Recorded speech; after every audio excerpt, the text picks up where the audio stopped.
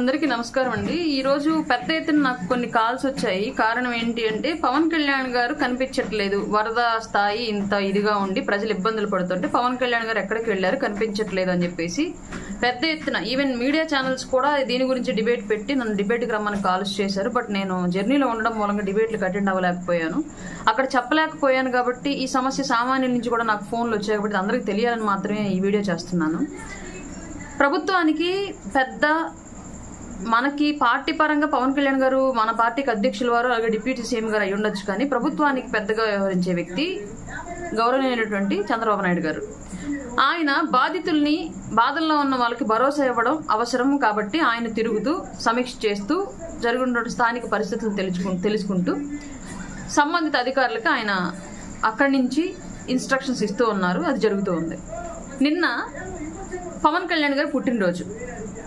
పవన్ కళ్యాణ్ గారు నేను నిజంగా పార్టీ ఆఫీసులో అందుబాటులో ఉంటే, ప్రజల దగ్గర కనుక వెళ్ళి ఉంటే, మాకు నిన్న కాన్ఫరెన్స్ కాల్ జరిగింది. లిటరల్గా మాకు కాన్ఫరెన్స్ కాల్ జరిగింది. పెద్ద ఎత్తున బర్త్డే సెలబ్రేషన్స్ అనేవి పక్కన పెట్టి కంప్లీట్గా అందుబాటులో ఉన్న ప్రతి కార్యకర్త, వీర మహిళ నాయకులు అందరూ కూడా వరద ప్రభావిత ప్రాంతాల్లో సహాయక చర్యల్లో పాల్గొనండి, అక్కడ ఉన్నటువంటి బాధితులకు ఏం కావాలో అవి మీ శక్తి కొలది మీరు చేయండి, మీ దగ్గర స్తోమత లేని పక్షంలో వేరే వాళ్ళ సపోర్ట్ తీసుకోండి, పార్టీ ఆఫీస్ నుంచి అయినా సరే సపోర్ట్ తీసుకొని వాళ్ళకి సహాయ సహకారాలు చేయండి అని చెప్పేసి క్లియర్గా మాకు ఇచ్చిన ఇన్స్ట్రక్షన్స్. నిన్న ఆయన అందుబాటులో లేకపోవడానికి కారణం, ఆయన కనుక నిన్న మంగళగిరి ఆఫీసులోనో ఆంధ్రప్రదేశ్లో కనుక ఉంటే ఎవరు ఎన్ని చెప్పినా సరే అందరూ ఆయన బర్త్డే విషెస్ కోసం బొకేలో గిఫ్ట్లో పట్టుకొని పార్టీ ఆఫీస్ చుట్టూ తిరిగేవాళ్ళు, ఈ సహాయక చర్యల్లో కూడా పాల్గొనేవాళ్ళు కాదు. ఇది వాస్తవంగా మనం ఒప్పుకోవాల్సిన అంశం. ఆయన జనాల్లోకి వెళ్ళున్నా సరే అక్కడ కూడా బర్త్డే కాబట్టి బాధితుల బాధను పట్టించుకోకుండా అక్కడ కూడా అత్యుత్సాహం ప్రదర్శించి బాబులకే బాబు కళ్యాణ్ బాబునో, జై జనసేననో, జై పవర్ స్టార్ అనో స్లోగన్స్ మొదలు పెడతారు పిల్లలు, చిన్న స్థాయి పిల్లలు. దాన్ని మనం ఆపలేం, ఆయన కూడా ఆపలేరు. ఆ విషయం క్లియర్గా అందరికీ తెలుసు. అభిమానం అనేది స్వచ్ఛందంగా పుట్టుకొచ్చినటువంటి అభిమానం కాబట్టి పవన్ కళ్యాణ్ గారు అంటూ ఉన్న అభిమానం అది, దాన్ని ఎవరో ఆపలేరు. ఎవరికి వాళ్ళు రియలైజ్ అయ్యి ఎక్కడ దాన్ని వ్యక్తపరచాలి, ఎక్కడ దాన్ని గోప్యంగా ఉంచుకోవాలని తెలిసిన వాళ్ళు తప్ప మిగతా వాళ్ళు ఎవరు కూడా దాన్ని ఆపలేరు. అట్లాంటి పరిస్థితి అనేది నిన్న క్రియేట్ అవ్వకూడదు. ఆయన ప్రజల్లోకి వెళ్తే మళ్ళీ ఒక 10 మంది సిబ్బందికి ఈయన సెక్యూరిటీ అనేది భారంగా మారి అక్కడ ఎన్డీఆర్ఎఫ్ బృందాలతో పాటు సహాయ కార్యక్రమాల్లో పాల్గొనాల్సిన వాళ్ళు మళ్ళీ ఈయనకి అటాచ్ అయిపోయి పని తగ్గకూడదన్న కాన్సెప్ట్ తోటి నిన్న ఆయన మీడియా ముందు కానివ్వండి, ప్రజల్లో కానివ్వండి లేరు. కానీ నిరంతరం ఆయన శాఖలకు సంబంధించినటువంటి అధికారులతోటి, ఇక్కడ వరద సహాయ కార్యక్రమాల్లో పాల్గొంటున్నటువంటి అధికారులతోటి కాంటాక్ట్లో ఉన్నారు, సమీక్షలు జరుపుతున్నారు. ఏం కావాలో ప్రభుత్వం నుంచి నిరంతరం ఆయన పర్యవేక్షిస్తూ అక్కడ సహాయ సహకారాలు అందిస్తున్నారు. అందులో భాగంగానే ముఖ్యమంత్రి గారి యొక్క కష్టము, ఉప ముఖ్యమంత్రి గారి యొక్క సహకారంతోనే నిన్న ఇంత వరదలు జరుగుతున్నప్పటికీ కూడా ప్రాణ నష్టం వరదల వల్ల జరగల. కొండ చర్యలు కూలిపడి జరిగినటువంటి ప్రాణ నష్టం తప్ప వరదల వల్ల ఎక్కడ ప్రాణ నష్టం జరగల. పెద్ద ఎత్తున సహాయ సహకార కార్యక్రమాలు జరుగుతున్నాయి.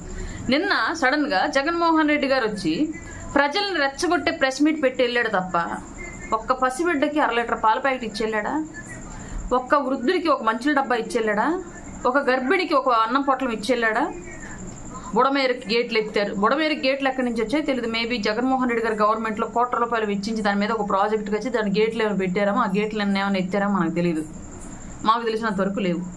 ఇన్ని జరుగుతూ ఇంత పవన్ కళ్యాణ్ గారు ఇంత స్థాయిలో సహాయ సహకారాలు అందిస్తూ ఆయన నిరంతరము ప్రజల కోసం ఆలోచిస్తూ ఉన్నా సరే ఇంకా ఆయన శంకించడం ఏంటి నాకు అర్థం కాలేదు. ఈరోజు పవన్ కళ్యాణ్ గారు ఈరోజు వచ్చారు. ఆల్రెడీ డిజాస్టర్ మేనేజ్మెంట్ కార్యాలయం ఏదైతే ఉందో అక్కడి నుంచి ఆ డిజాస్టర్ మేనేజ్మెంట్ నిధికి సంబంధించి గతంలో జగన్మోహన్ రెడ్డి ఆ నిధులను కూడా వాడేసుకుని వేరే కారణాలకు వాడేసుకుని అక్కడ ఏమీ లేకుండా ఖాళీగా పెట్టాడు. కాబట్టి ఈ రోజు పవన్ కళ్యాణ్ గారు డిజాస్టర్ మేనేజ్మెంట్ సహాయ నిధికి ₹1,00,00,000 ఆయన సొంత సంపాదనని ₹1,00,00,000 ప్రకటించారు. ఇది ప్రచారం చేయరు. పవన్ కళ్యాణ్ గారు కనిపించలేదు. దీని గురించి పెద్ద ఎత్తున డిబేట్లు. అంటే మంచి చేసే వ్యక్తిని మంచిగా చూపించడం కన్నా కూడా మంచి చేసే వ్యక్తి మీద బురద జల్లేదాన్ని ఎక్కువ ప్రచారం చేయడం నేర్చుకున్నారు జనాలు, ఎవరైనా సరే. దీనిలో వైసీపీ శ్రేణులు పెద్ద ఎత్తున పాల్గొని అది ప్రచారం చేస్తూ ఉంటే రకరకాల వ్యవస్థల్లో ఉన్నటువంటి వైసీపీ శ్రేణులు దాన్ని సామాన్యులుగా మనం నమ్మి సందేహించడం మొదలుపెట్టాం. పవన్ కళ్యాణ్ గారిని నమ్మండి, సందేహించకండి. ఆయన నిన్న బర్త్డే సందర్భంగా ఆయన అందుబాటులో ఉంటే సహాయ చర్యల్లో పాల్గొనకుండా వచ్చి ఇక్కడ పార్టీ ఆఫీస్ చుట్టూ తిరుగుతూ ఉంటారని చెప్పేసి ఆయన నిన్న అందుబాటులో లేరు. ఈ రోజు అందుబాటులోకి వచ్చారు. వస్తూ కూడా జగన్మోహన్ రెడ్డి లాగా వచ్చి ప్రెస్ మీట్ ముందు ఏది పడితే అది మాట్లాడి రెచ్చగొట్టేసి వెళ్ళిపోయినట్లుగా చేయలే. ఆయన రావడమే పరిస్థితిని తెలుసుకొని ప్రభుత్వం యొక్క ఇబ్బందిని, ప్రజల యొక్క ఇబ్బందిని కూడా అర్థం చేసుకుని ₹1 కోటి మళ్ళీ ఆయన సొంత సంపాదన ఆంధ్రప్రదేశ్ రాష్ట్ర విపత్తుల నిర్వహణ సంస్థకి ₹1 కోటి స్వచ్ఛంద విరాళం ప్రకటించారు ఆయన.